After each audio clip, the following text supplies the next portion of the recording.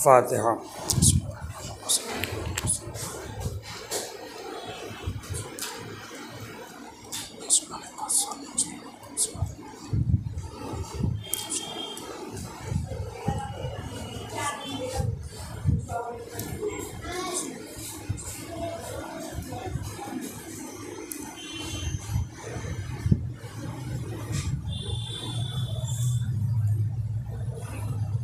ला हौला वला कुव्वता इल्ला बिल्लाहिल अलिय्यिल अज़ीम।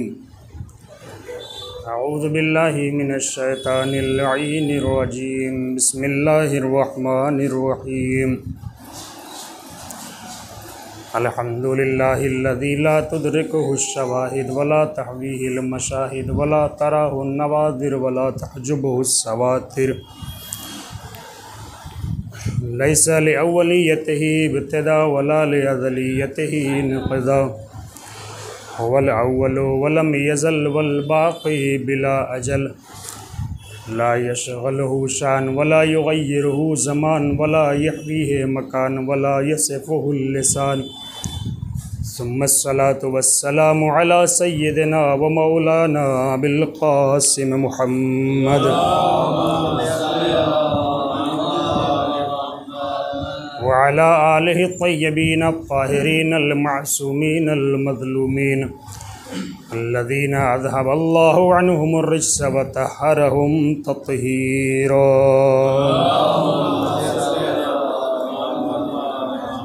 व लअनतुल्लाहि अला अअदाइहिम अजमईन मिनल आनि इला क़यामि यौमिद्दीन। अम्मा बअद फ़क़द क़ालल इमाम अलीयुन नक़ी अलैहिस्सलाम।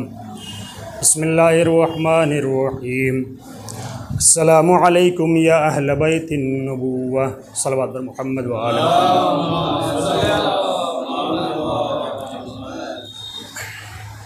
अज़ान मोहतरम, बुजुर्गान मोहतरम,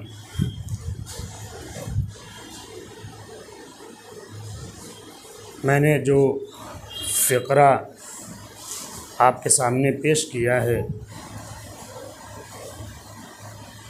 वो फ़िक़रा अस्सलामु अलैकुम या अहल बैतिन नबुव्वा 10वें इमाम से सादिर हुई ज़ियारत जामे कबीरा, उस ज़ियारत का ये पहला जुमला है, अस्सलामु अलैकुम या अहल बैतिन नबुव्वा। आप पर सलाम हो अहले बैते नबुव्वत। अज़ान गिरामी, इंशाअल्लाह सदा खाने का ये अशर मुहर्रम, इसका मौजू ये होगा ज़ियारत जामे कबीरा की रोशनी में विलायत अहले बैत के आसार। इंशाअल्लाह कोशिश करूँगा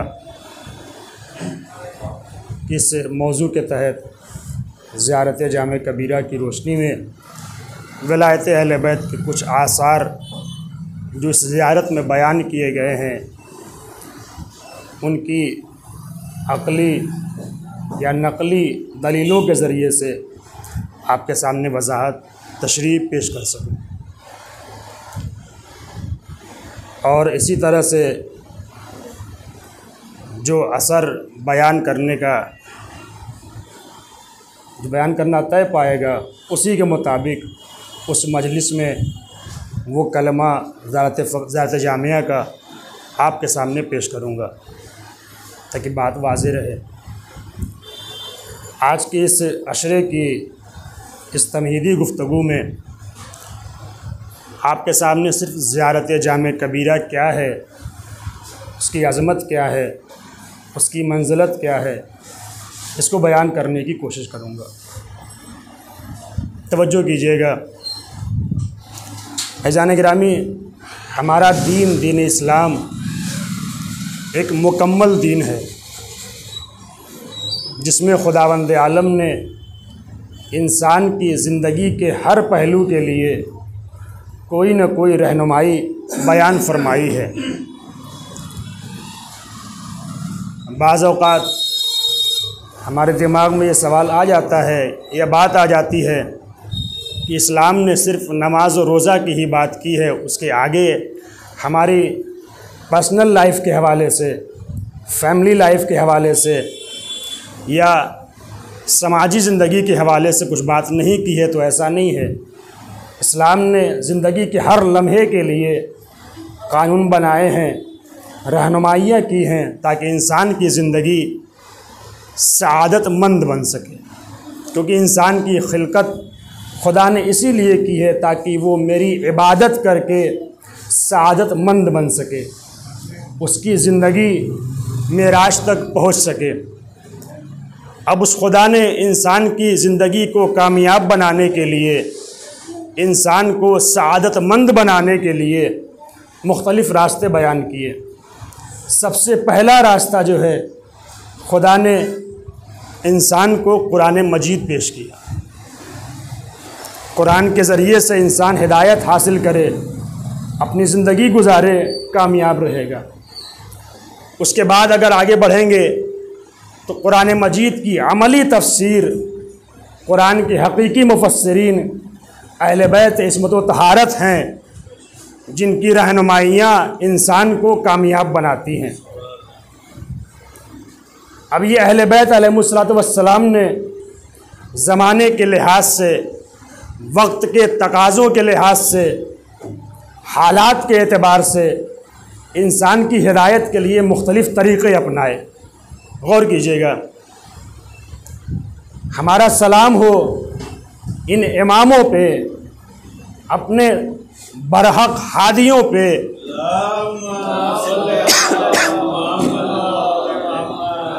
बरहक रहनुमा हमारे इमामों पे, जिन्होंने किसी भी हाल में हमें तन्हा नहीं छोड़ा, हर हाल में हमारा साथ दिया है। मौका फराहम था, हालात साजगार थे, हदीसें बयान फरमाई ताकि इस हदीस के ज़रिए ज़िंदगी इंसान कामयाबी के साथ गुजार सके। जब ऐसे माहौल नहीं थे कि इमाम सामने आकर हदीस पेश कर सकें, तो वहाँ इमाम सज्जाद अलैहिस्सलाम ने दुआ का ज़रिया अपनाया, ताकि दुआ के ज़रिए से इंसान की रहनुमाई कर सकें, इंसान की ज़िंदगी को कामयाब बनाने के लिए तरीक़े पेश कर सकें। आइम्मा ने हदीस के साथ दुआ का ज़रिया इस्तेमाल किया, और कहीं कहीं आइम्मा ने हदीस और दुआ के अलावा ज़ियारत का रास्ता अपनाया है, ताकि इस ज़ियारत के ज़रिए से, इस ज़ियारत को पढ़ के इंसान अपनी ज़िंदगी की कामयाबियों के ज़रियों को तलाश कर सके। अब ये ज़ियारत क्या है? हम और आप जो रोज़ाना पढ़ते हैं, सलामु अलैका या अबा अब्दिल्लाह, या दूसरे आइम्मा की जो ज़ियारत है, गौर कीजिएगा, हमारे यहाँ जो ज़ियारतें आई हैं, कई ज़ियारतें हैं, इन ज़ियारतों को पढ़ना हकीकतन बहुत सवाब है, बहुत सवाब रखता है, इसमें कोई शक नहीं। लेकिन सवाब के साथ साथ इस ज़ियारत में बहुत सारे मतालिब हैं, बहुत सारे मज़ामीन हैं, जिन्हें आइम्मा ने बयान किया है ताकि हम इसको पढ़ें, इसकी मंजिलत को दर्क करें, इसकी अहमियत को दर्क करें। एक बात यहाँ रोक के कह रहा हूँ, इंसान की अपनी फितरत है, इंसान का अपना मिजाज है। अक्सर औक़ात जब फ़ायदा देखता है तब उसके आगे जाता है, अगर फ़ायदा नहीं होता मामूलन पीछे हट जाता है। जो सवाब रखा गया है हर अमल का, या दुआ का, ज़ियारत का, ये अमल करो इतना सवाब मिलेगा, ये काम करो इतना सवाब, यकीनन सवाब मिलेगा, लेकिन हमारी नज़र सवाब से आगे की मंजिल पे होनी चाहिए। हमारी नज़र सवाब से आगे की मंजिल पे होनी चाहिए। क्या मतलब? आप जब पढ़ेंगे तो सवाब तो मिलेगा ही मिलेगा, लेकिन आप सवाब लेने के साथ साथ खुद उस ज़ियारत की, खुद उस दुआ की, खुद कुरान जब पढ़ रहे हैं तो सिर्फ पढ़िए नहीं, समझ के पढ़िए। दुआ जब पढ़ रहे हैं, दुआ सिर्फ सवाब के लिए नहीं पढ़िए, दुआ सिर्फ अपनी मुश्किल हल करने के लिए नहीं पढ़िए, दुआ पढ़िए समझने के लिए भी पढ़िए। जब हम इस तरीके से आगे बढ़ेंगे तो दुआ का मतलब भी समझ में आएगा, खुदा तो सवाब देने वाला है ही। ऐसी ही ज़ियारतें हैं, ज़ियारत आशूरा, ज़ियारत रजबिया, ज़ियारत शाबानिया, ज़ियारत गदीरिया, ज़ियारत अरबईन, ये सारी ज़ियारतें हैं। इन तमाम ज़ियारतों में बहुत सारे मज़ामीन हैं, बहुत सारे मतालिब हैं। जैसे ही फ़र्ज़ कर लीजिए, ज़ियारत रजबिया पढ़े आदमी, ज़ियारत शाबानिया पढ़े इंसान, क्यों पढ़े? ताकि इमाम की पहचान हो सके। इंसान ज़ियारत आशूरा पढ़े ताकि इंसान को अपनी ज़िम्मेदारी, आज़ादार को अपनी ज़िम्मेदारी अहले बैत की बनिस्बत मालूम हो सके। इंसान ज़ियारत अरबईन पढ़े, क्यों? ताकि आज़ादार को समझ में आए कि मौला ने किस वजह से क़याम किया था। ऐसे ही हर ज़ियारत अपना एक मर्तबा बयान करती है। हर ज़ियारत अइम्मा के मर्तबे को, हमारी ज़िम्मेदारियों को, हमारी जो तकलीफ़ें हैं, जो ज़िम्मेदारियाँ, उसको बयान करती है। इन तमाम ज़ियारतों में जो ज़ियारत इमामत व विलायत को बयान करती है उसे ज़ियारत जामे कबीरा कहा जाता है। ये ज़्यादा जामे कबीरा है। अब यहाँ फिर रोक रहा हूँ, गौर कीजिएगा। हर इमाम से मखसूस ज़ियारत है, तमाम मासूमीन से मखसूस ज़ियारत है।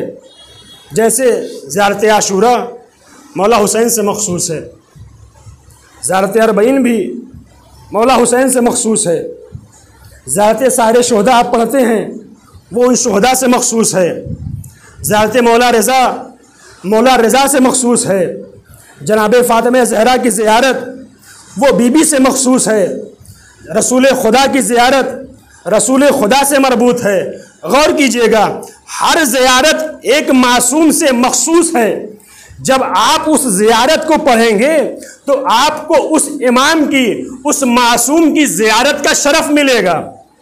गौर कीजिएगा, आप जब ज़ियारत आशूरा पढ़ेंगे तो मौला हुसैन की ज़ियारत का शरफ मिलेगा। जब आप सारे शोहदा पढ़ेंगे तो आपको ज़ियारत सारे शोहदा की ज़ियारत का शरफ मिलेगा।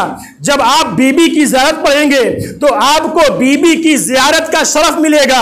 हर ज़ियारत एक मासूम से मखसूस है। जब आप वो ज़ियारत पढ़ेंगे तो उस एक मासूम की ज़ियारत का सवाब, शरफ आपको मिलेगा। लेकिन ज़ियारत जामे कबीरा एक ऐसी ज़ियारत है जो है तो एक, लेकिन जब पढ़ी जाती है तो तमाम अइम्मा की ज़ियारत का शरफ हमें मिलता है। ये ज़ियारत जामे कबीरा है जिसको पढ़ने से तमाम अइम्मा की ज़ियारत का शरफ मिलता है। जामे ज़ियारत है। ज़ियारत जामे कबीरा को ये जामे कबीरा क्यों कहा जाता है? इसकी एक वजह तो ये है कि चूँकि इस ज़ियारत को पढ़ने से तमाम इमामों की ज़ियारत का शरफ मिलता है। दूसरी बात गौर कीजिएगा, जो ज़ियारतें अइम्मा से मखसूस हैं उस ज़ियारत में, जैसे ज़ियारत आशूरा, उस ज़ियारत में इमाम हुसैन अलैहिस्सलाम के मकाम को बयान किया गया है।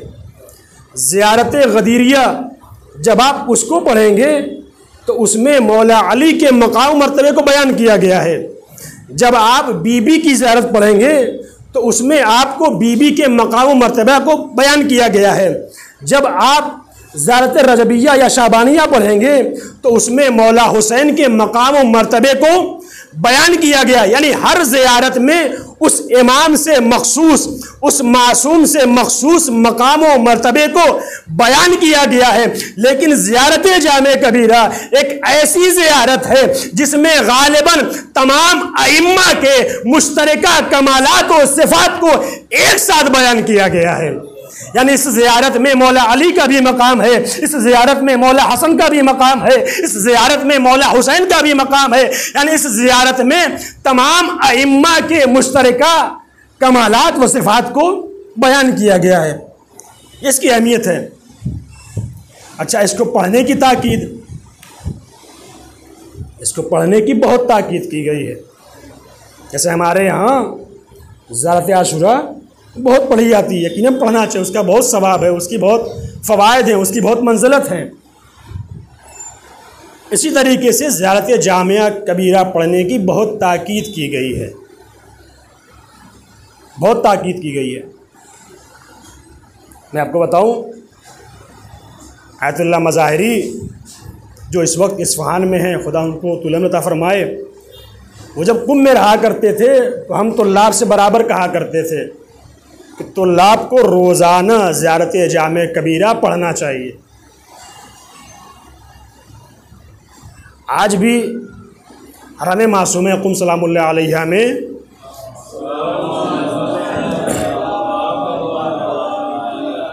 गौर कीजिएगा, हर पंचशंबे को दुआए कुमैल के बाद रात को 9 बजे तकरीबन या 10 बजे ये ज़ियारत जामे कबीरा पढ़ी जाती है। एक अलग ही सब पढ़ी जाती है, एक अलग ही माहौल होता है जाने ग्राम में, एक अलग ही मारिफत का माहौल होता है, एक अलग ही मानवियत का माहौल होता है। अगर आप कभी जाएं ज़ियारत पे तो पंचशंबे को कोशिश कीजिएगा कि रात के 9 बजे 10 बजे हरम में जाइएगा, इस ज़ियारत पढ़िएगा। एक अलग ही मानवियत होती है इसकी। खुसूसन वो आलिम दीन जो इस ज़ियारत को पढ़ते हैं, ख़ुद उनके अंदर एक अलग ही मानवियत है। आपने देखा होगा टीवी पे, यूट्यूब वगैरह पे, जब हरम वगैरह में दुआ होती है, दुआए कुमैल होती है या दुआए तवस्सुल होती है, तो मामूलन जो पढ़ने वाले होते हैं वो कुर्सी पे बैठे होते हैं, सामने सामईन होते हैं, पढ़ा करते हैं। ऐसे ही मामूल होता है, देखा होगा आपने यूट्यूब वगैरह पे।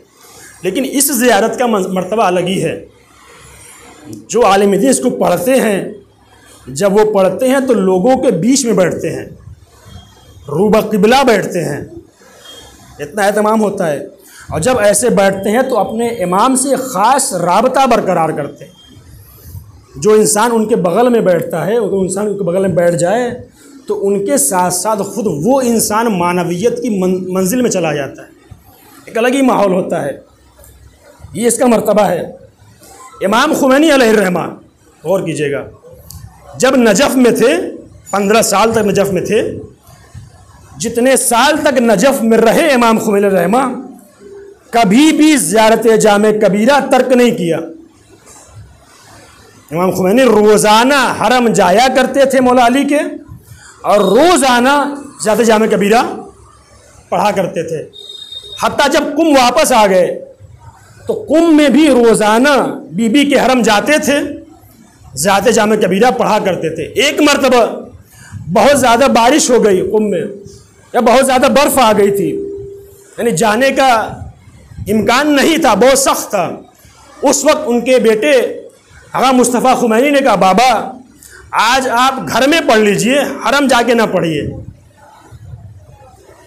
बहुत ज़्यादा बर्फ़ आई है। कहा नहीं, भले ही बर्फ़ आई हो, मैं ये ज़ियारत हरम जाके पढ़ूँगा। वो गए, वहाँ जाके पढ़ा करते थे। अल्लाहुम्मा सल्ली अलैहिर्रहमा, जब उन्होंने ख्वाब में मौला को देखा, अपने आखिरी इमाम को देखा, तो इमाम ने ख्वाब में कहा था कि ये ज़ियारत निअमुज़ ज़ियारा, 3 बार का, ये ज़ियारत बेहतरीन ज़ियारत है, ये ज़ियारत बेहतरीन ज़ियारत है, ये ज़ियारत बेहतरीन ज़ियारत है, इसको पढ़ो। इतनी ताकीद इसकी की गई है। ये इसका मर्तबा हो गया। ये क्यों कहा जाता है, इसकी फ़ज़ाइल क्या, मैंने बयान कर दिया आपके सामने। इससे आगे बढ़िए। जब आप ज़ियारत पे जाते हैं तो ज़ियारतों के आदाब बयान किए गए हैं, कैसे पढ़ना है। बस कबला चले गए तो कहा हरम जाने से पहले गुस्ले ज़ियारत कीजिए, फिर हरम जाके ज़ियारत पढ़िए, ये इसके आदाब हैं। कुंभ में जब बीबी के हरम जाइए, इसने दुखूल पढ़िए। जब ज़ियारत पढ़ने का इरादा हो तो उससे पहले एक तस्बीह पढ़ी जाती है, बीबी मासूम कुम सलामुल्लाह अलैहा की। कैसे पढ़ना है? कहा 34 बार अल्लाह अकबर पढ़िए, 33 मरतबा सुभान अल्लाह पढ़िए, फिर 33 मरतबा अल्हम्दुलिल्लाह पढ़िए। इस तरीके से पढ़िए, तब जाके आप बीबी की ज़ियारत पढ़िए। लेकिन जब ज़ियारत जामे कबीरा पढ़ने की बारी आई तो इमाम ने कहा, रावी को बताया इमाम ने फरमाया, देखो जब ज़ियारत जामे कबीरा पढ़ने का इरादा हो तो हरम के दरवाजे पे पहुँचो, किसी भी हरम के दरवाजे पे, तो जाने के बाद कहो अशहदु अल्ला इलाहा इल्लल्लाह वहदहू ला शरीक लह व अशहदु अन्न मुहम्मदन अब्दुहू व रसूलुहु। इतना कह के हरम में दाखिल हो, गौर कीजिएगा, आगे बढ़ो तो 30 मरतबा अल्लाह अकबर कहो। देखिए इसका फलसफा बहुत है, गौर कीजिएगा, कहना चाहता हूँ बात। 30 मरतबा अल्लाह अकबर कहो, फिर थोड़ा सा और आगे बढ़ो, कदम बढ़ाओ, फिर 30 मरतबा अल्लाह अकबर कहो। जब कब्र के पास पहुंच जाओ, कब्र सामने हो, तो वहां 40 मरतबा अल्लाह अकबर कहो।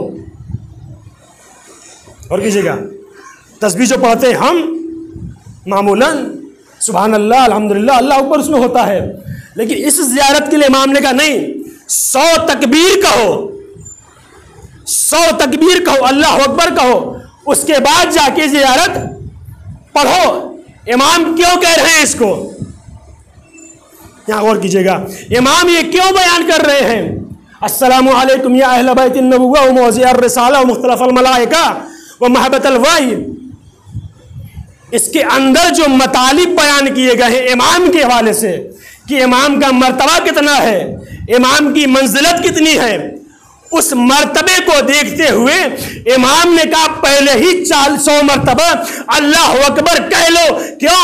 ताकि जब इमाम का मर्तबा देखो तो गुमराह न होने पाओ, गुमराह न होने पाओ। अपने अंदर एहसास करो इमाम के पास जो भी मर्तबा है उस खुदा ने अता किया है, इनका अपना जाती नहीं है, उस खुदा ने दिया है, तब जाके ये इनके अंदर ये कमाल पैदा हुआ है। सल्लल्लाहु अलैहि मोहम्मद व आले मोहम्मद। ये बहुत ही दकीक मंजिल है, और यही बात को रोकूंगा मैं, यही से बात खत्म हो जाएगी। और कीजिएगा, यहाँ से इमाम ने कहा पढ़ो 100 तकबीर, ताकि एहसास तो पहले खुदा है फिर अहले बैत। यकीन वो खुदा अपनी खुदाई में बेमिसाल है, लेकिन ये अहले बैत उसकी बंदगी में बेमिसाल है। इनके पास जो कुछ है उसका अता किया हुआ है। ऐनुल्लाह ज़रूर है, वजहुल्लाह ज़रूर है, लिसानुल्लाह ज़रूर है, यदुल्लाह ज़रूर है। चाहे तो पत्थर पे अलम गाड़ सकते हैं, सूरज को वापस पलटा सकते हैं, चाँद के 2 टुकड़े कर सकते हैं, कालीन से शेर को बाहर निकाल सकते हैं, तनूर में हारून को जिंदा रख सकते हैं। ये सारे काम इमाम कर सकते हैं, लेकिन कभी इन्हें खुदा न समझना, क्योंकि इनके पास जो कुछ है उसका अता किया हुआ है। यही पे लेके आया आपको मोहब्बत में एतदाल, मोहब्बत में एतदाल यानी क्या मतलब, बीच में रहो, न इधर जाओ न इधर जाओ। इस बात की शुरुआत के लिए पैगंबर के मकाम को बयान करता हूँ, गौर कीजिएगा। पैगंबर के लिए कुरान ने इरशाद फरमाया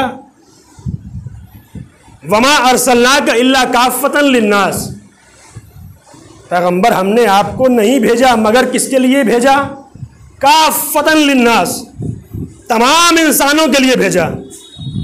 बात वाज़ेह है, पैगंबर को खुदा ने किस लिए भेजा, किसके लिए भेजा, तमाम इंसानों के लिए। ये एक आयत, एक आयत और सुनिए, वो कह रही है कुल इन्ना सलाती व नुसुकी व महयाया व ममाती लिल्लाहि रब्बिल आलमीन। पैगंबर कह दीजिए मेरी नमाजें, मेरे तमाम मनासिक, मेरी ज़िंदगी, मेरी मौत सिर्फ़ और सिर्फ रब्बुल आलमीन खुदा के लिए है। अब आपसे पूछूं, कुरान तो एक है, खुदा एक है, ये पैगंबर भी एक है, अब इस पैगंबर के हवाले से खुदा 2 ओहदा क्यों बयान कर रहा है? और कीजिएगा, एक मर्तबा कहा आपको सिर्फ तमाम इंसानों के लिए भेजा, अब यहां कह रहे हैं नहीं, आपकी पूरी जिंदगी, आपके पूरे अमाल, आपकी मौत खुदा के लिए है। तो आखिर इंसानों के लिए है पैगंबर या खुदा के लिए है? इसको, इस एतदाल को समझिएगा जो कहना चाहता हूं। आखिर ये पैगंबर है किसके लिए, या इंसानों के लिए है या खुदा के लिए है? झूठ हो नहीं सकता। कुरान कह रहा है, खुदा कह रहा है, इसको हल कैसे करें, इसको हल कैसे करें? गौर कीजिएगा, पैगंबर सारे इंसानों के लिए भी है, पैगंबर उस खुदा के लिए भी है, लेकिन कैसे? कहा वो लिल्लाह रब्बुल आलमीन है। क्यों? ताकि उधर से ले सके। लिल्लाह रब्बिल आलमीन कहा ताकि ये पैगंबर उधर से ले सके। लिन्नास कहा ताकि उधर से लेके इंसानों को अता कर सके। अब जिसने सिर्फ इधर वाले को देखा, जिसने सिर्फ लिन्नास देखा, उसने अपने जैसा कह दिया। जिसने लिल्लाह देखा उसने खुदा कह दिया। यही मसला समझने का है। अगर एक तरफ देखा तो भी गए, इधर देखा तो भी गए। ये इफरात और तफरीद कब आता है? ये इफरात और तफरीद सामने कब आता है? मौला फरमाते हैं, और कीजिएगा, वो तो अहम मंजिल है। ला तरल जाहिल इल्ला मुफरतन और मुफर्रता। जाहिल या इफरात करता है या तफरीद करता है, यानी हद से घटा देना, हद से बढ़ा देना, ये जाहिल का काम होता है। अल्हम्दुलिल्लाह हमारे यहाँ सब जानने वाले हैं, सब कुरान पढ़ते हैं, हदीस पढ़ते हैं, दुआ पढ़ते हैं, समझते हैं, समझना भी चाहिए। जहालत ही इफरात तफरीद का सबब बनती है। मौला फरमाते हैं, गौर कीजिएगा, अल यमीन व शिमाल मजल्ला। दायां भी गुमराह करने वाला है, बायां भी गुमराह करने वाला है। व तरीकुल वुस्ता है अल जाद्दा। ये जो बीच का रास्ता है यही सही वाला रास्ता है। यानी अगर इधर देखा तो भी गए, अगर सिर्फ उधर देखा तो भी गए, इधर गए तो भी गिरे, उधर गए तो भी गिरे। इसीलिए पैगंबर ने हमको सकलैन दिया। एक हाथ में कुरान रखो, एक हाथ में अहले बैत को रखो। जब दोनों को साथ लेके चलोगे तब पूरे से रात से आसानी से गुजर जाओगे। अगर सिर्फ एक हाथ में कुरान रखा, इधर खाली रहा, इधर गिर जाओगे, इधर खाली रहा, इधर गिर जाओगे, निजात नहीं मिल सकेगी। सलवात पढ़े मोहम्मद।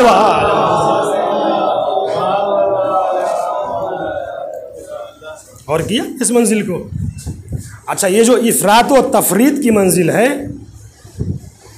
ये ऐसा नहीं है कि सिर्फ इमाम के ज़माने ही में थी, 90 इमाम के ज़माने ही में थी, नहीं। ये इफरात व तफरीद की मंजिल शुरू से चली आई है और इमाम ने इसको बयान किया है। इमाम ने इसको बहुत बयान किया है। मौला फरमाते हैं, माना रायतुल हक। गौर कीजिएगा, हक का परचम हमारे साथ है। मन तबअहा लहिक, जिसने इसकी इत्तबा की वो इससे मुल्हक हो गया। वमन ताखर अनहा गरीक, जो इससे दूर रह गया, पीछे रह गया, वो गर्क हो गया। इसके अलावा खुद मौला सज्जाद फरमाते हैं,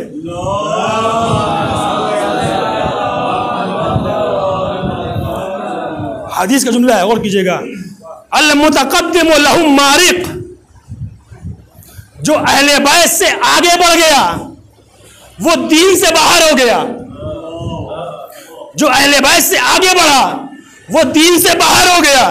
वल मुतअख्खिर अनहुम ज़ाहिक, जो इनसे पीछे रह गया वो हलाक हो गया। जो आगे बढ़ गया वो दीन से बाहर, जो पीछे रह गया वो हलाक हो गया। वल्लाज़िमु लहुम लाहिक, जो इनके साथ साथ चला वो मकसद तक पहुंच गया। इसी बात को ज़ाते जामे कबीरा ने कहा, फर्राग़िबु अनकुम मारिक, जो आपसे दूर हुआ वो दीन से खारिज हो गया। वल मुकस्सिरु फी हक़्क़िकुम ज़ाहिक, जिसने आपके हक में कोताही की वो नाबूद हो गया। वल्लाज़िमु लहुम लाहिक, जो इनके साथ साथ रहा वो कामयाब हो गया। इस बात को गदीर में पैगंबर ने पहले ही हल करवा दिया था। गदीर में पैगंबर ने पहले ही हल करवा दिया था। कैसे? जब ऐलान का मसला हुआ तो क्या कहा था?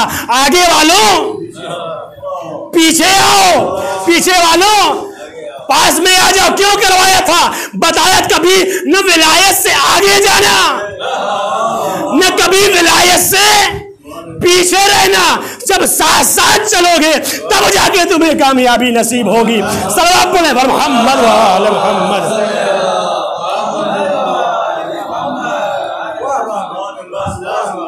और किया अपनी बहुत दकीक मंजिल है, जिसे इमाम ने कहा जब ज़ात जामे कबीरा पढ़ो तो 100 मरतबा तकबीर कह लो ताकि गुमराह ना होने पाओ। इंशाल्लाह आगे अर्ज़ करूँगा इस ज़ियारत में क्या क्या मकाम बयान किया गया है। बिकुम युनज़्ज़िलुल गैस, खुदा आपकी बरकत से बारिश नाजिल करता है। ये आसमान जो टिका हुआ है, ज़मीन पे नहीं गिर रहा है, ये आपकी वजह से हो रहा है। बिकुम फ़तहल्लाह, इस कायनात का आगाज़ आपकी वजह से हुआ है। व बिकुम यख्तिम, इस कायनात का इख्तिताम आप पे होगा। ये मामूली मरातिब नहीं है, इंसान गुमराह हो सकता है। क्या मतलब है? इसीलिए कहा पहले अल्लाह अकबर कह लो ताकि खुदा की किब्रियाई जहन में रहे, गुमराह न होने। बहुत दकीक है। नारे तकबीर, नारे रिसालत, नारे हैदरी, आवाज़ बुलंद, नारे सलवात।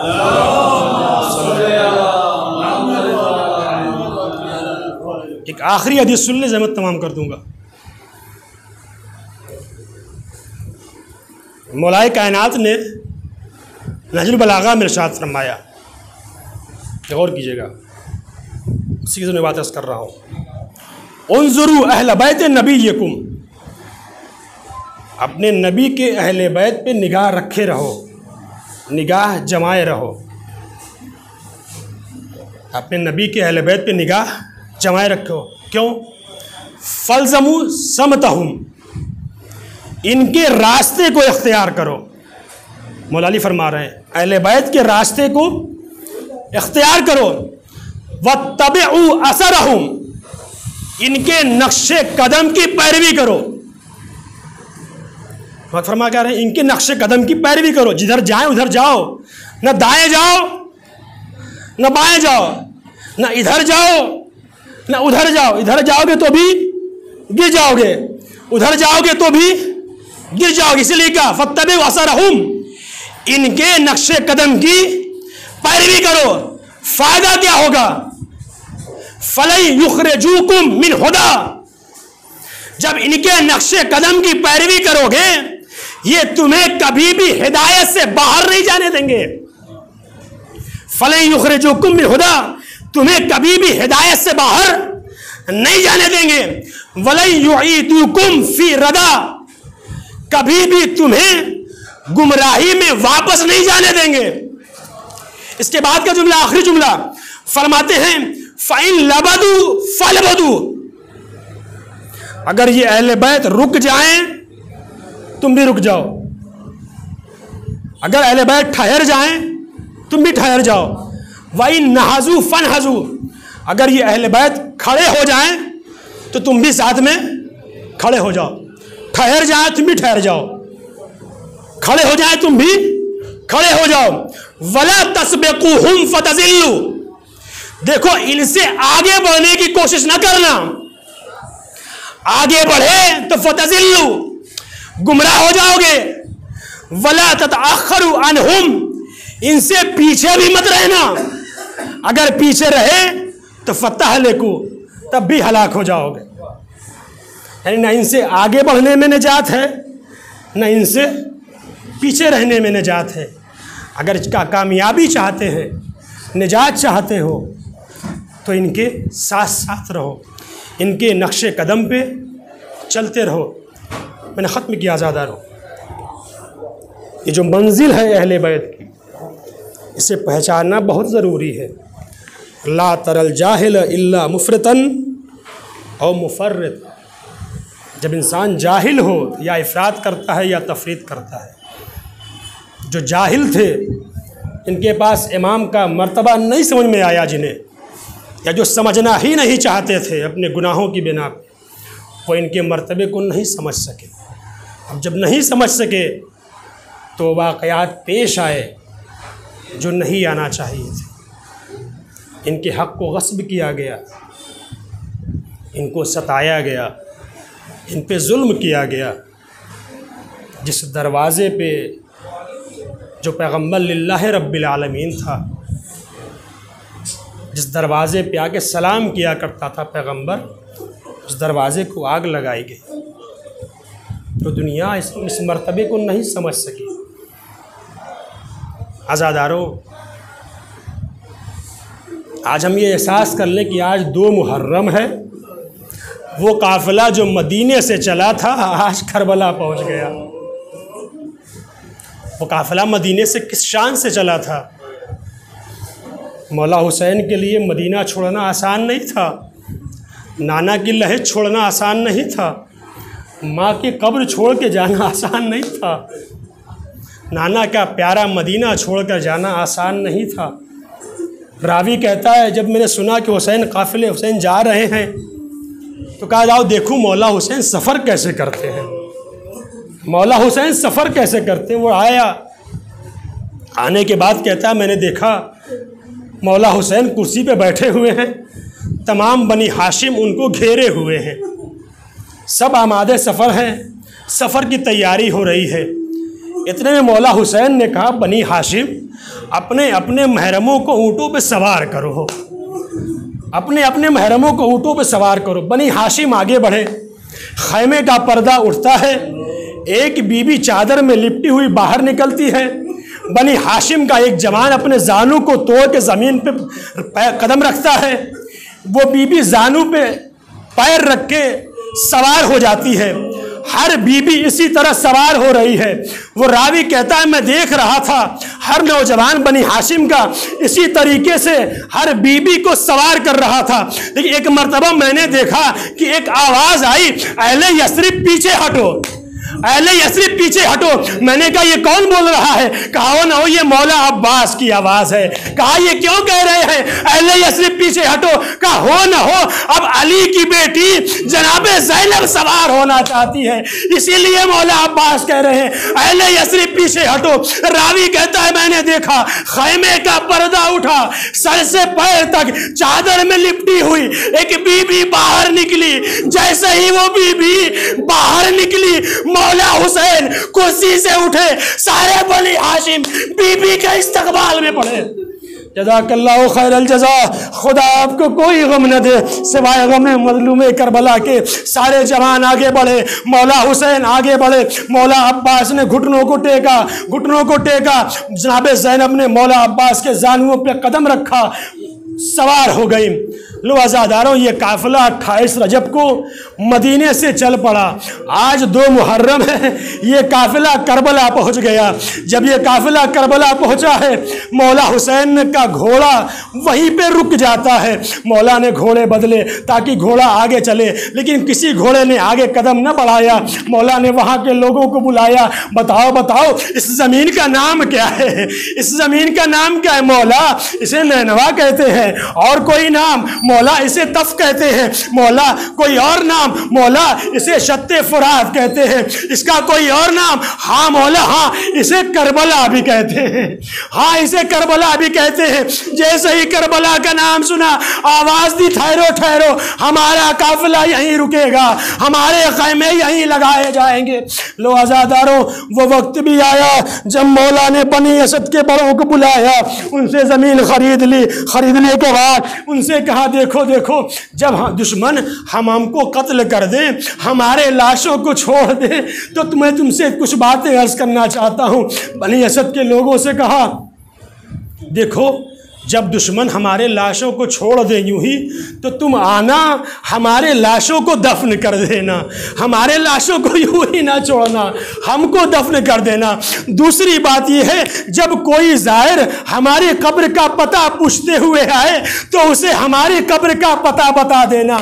और तीसरी बात यह है, जब कोई ज़ाहिर तुम्हारे यहाँ आए तो तुम उसे 3 दिन तक अपना मेहमान रखना, उसकी मेहमान नवाजी करना। बनी असद के लोगों से मौला ने ये कह दिया। इसके बाद बनी असद की औरतों को बुलाया, बुला के कहते हैं देखो देखो, अगर दुश्मन हमें कत्ल कर दे, हमारे लाशों को यूं ही छोड़ दे, और तुम्हारे मर्द दुश्मन के खौफ से अगर हमारे लाशों को दफना न सके तो तुम शत्ते फुरात पे, दरियाए फुरात पे पानी भरने के बहाने आना, हमारी लाश को दफन कर देना। इसके बाद बच्चों को बुलाया, ए बच्चों देखो, अगर तुम्हारे माँ बाप जालिम के खौफ से हमको दफन न कर सके, तुम खेलते खेलते आना, एक एक मुट्ठी खाक हमारी लाशों पे डाल देना। ए आजादारो, मौला को कितनी तमन्ना थी हमारा लाशा दफन कर दिया जाए, लेकिन अरबाब अज़ा जब सारे शहीद हो गए, इन लाशों पे घोड़े दौड़ाए गए, लाशें पामाल कर दिए गए। 3 दिनों तक मौला का लाशा यूं ही बेगुस्लो कफन ज़मीन करबला पे पड़ा। इन्ना लिल्लाहि व इन्ना इलैहि राजिऊन। वसयअलमुल लज़ीना ज़लमू अय्य मुनक़लबिन यन्क़लिबून। मात हुसैन।